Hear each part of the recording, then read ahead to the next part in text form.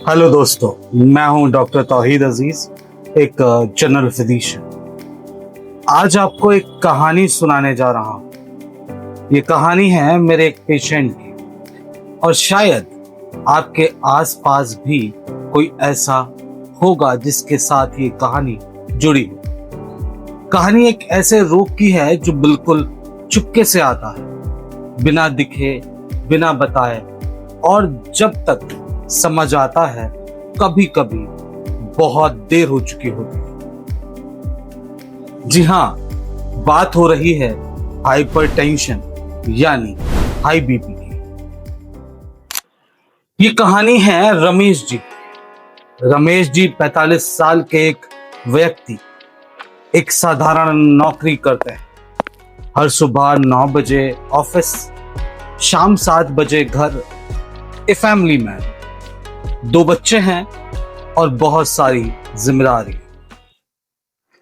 पर एक प्रॉब्लम थी, उन्हें हर वक्त गुस्सा आता था, छोटी छोटी बातों पर इरिटेट हो जाते थे। हर दूसरे दिन शदीद सर दर्द रहता, कभी कभी नींद भी ठीक से नहीं हो पाती। उनके दोस्त कहने लगे, अरे यार रमेश, तू टेंशन बहुत लेता है। वो भी हंसकर टाल लेते हैं, अरे कौन सी बड़ी बात है, सिर्फ काम का स्ट्रेस है यार, क्या करो। मगर असल में कहानी कुछ और ही थी। एक दिन उनकी वाइफ ने देखा कि उनका चेहरा लाल हो जाता है जब गुस्सा आता है। कभी कभी उन्हें चक्कर भी आते हैं, और हां, एक और चीज, हर वक्त थकान रहती, जैसे एनर्जी हो ही ना। पर रमेश जी क्या करते, बस वही इग्नोर करते। उन्हें लगा ये सब तो नॉर्मल है, उम्र बढ़ने के साथ साथ होता ही है। और वही गलती उनसे हो गई जो हम सब करते हैं, सिम्टम्स को इग्नोर कर।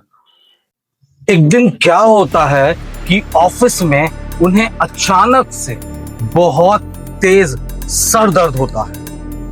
उनको लगता है सर दर्द है, सुबह में रात के बचे हुए चावल दूध में डालकर खा लिए थे, बादी होते हैं चावल, शायद इसी वजह से।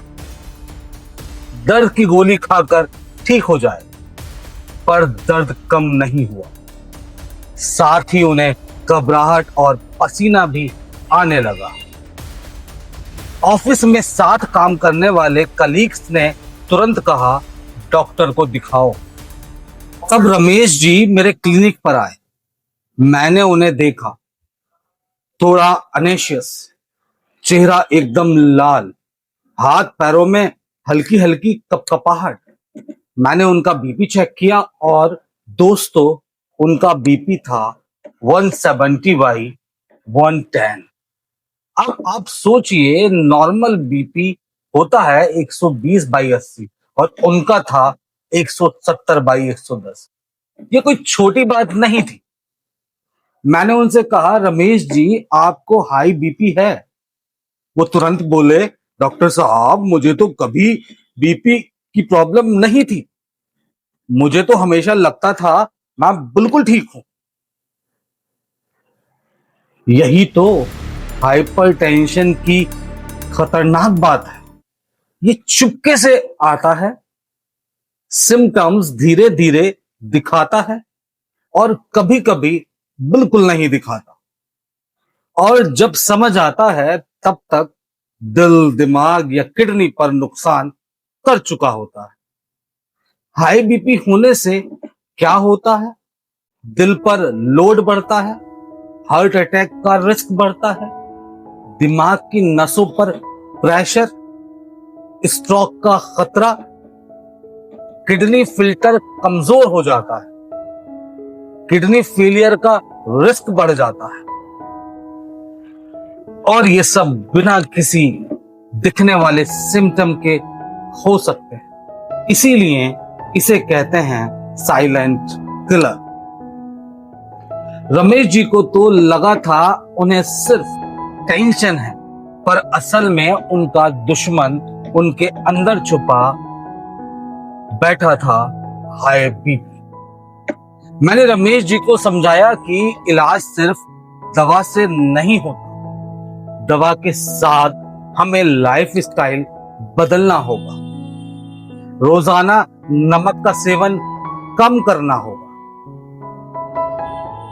हर दिन 30 मिनट वॉक या ब्रिस्क वॉक या जॉगिंग करनी होगी, जितना हो सके स्ट्रेस कम करना होगा, स्मोकिंग अल्कोहल बिल्कुल बंद करना पड़ेगा और रेगुलर बीपी चेक करना पड़ेगा।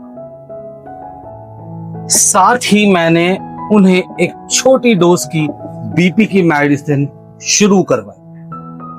पहले तो उन्हें डाउट था, डॉक्टर साहब क्या मुझे लाइफ भर दवाई खानी पड़ेगी? मैंने उन्हें समझाया, देखिए अगर आप लाइफ स्टाइल ठीक कर लेते हैं तो दवा की जरूरत कम भी हो सकती है, पर अभी के लिए दवा की जरूरत आपको ज्यादा है ताकि बीपी और ज्यादा ना बढ़े। और धीरे धीरे उनका बीपी कंट्रोल में आया, सर दर्द कम हुआ, गुस्सा भी कम होने लगा और उनकी वाइफ बड़ी खुश हुई। तो दोस्तों, रमेश जी की कहानी आपके लिए एक सबक है। आपको लगता है बीपी सिर्फ बूढ़े लोगों की बीमारी है, गलत है। आपको लगता है सर दर्द, गुस्सा, थकान नॉर्मल है, एकदम गलत है। हाइपरटेंशन किसी को भी हो सकता है, 30 साल के जवान को भी, 70 साल के बुजुर्ग को भी, और आज की डेट में तो टीन्स को भी हाई बीपी हो रहा है। और इससे बचने का एक ही तरीका है, टाइम पर अपना बीपी चेक करना और अपने हेल्थ केयर प्रोवाइडर से बात करना, अपने डॉक्टर से सलाह लेना। आप भी अपने घर में अपने पेरेंट्स, अपने दोस्त, सबका एक एक बार बीपी जरूर चेक करें, शायद आप किसी की जिंदगी बचा लो। अगर आपको ये कहानी पसंद आई हो तो इसे शेयर कीजिए ताकि और लोग भी समझ सकें कि हाइपरटेंशन कैसे चुपके से हमला करता है।